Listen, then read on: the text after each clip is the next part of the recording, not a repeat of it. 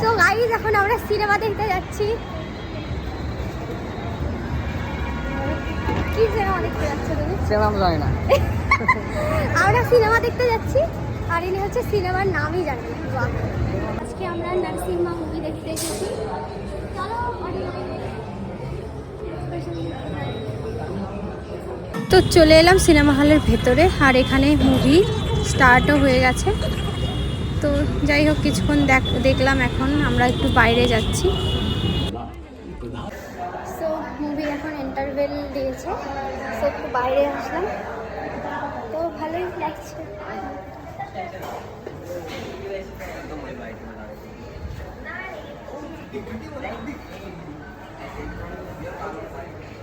ভগবতে বাসুদেবায় ওম নমো ভগবতে।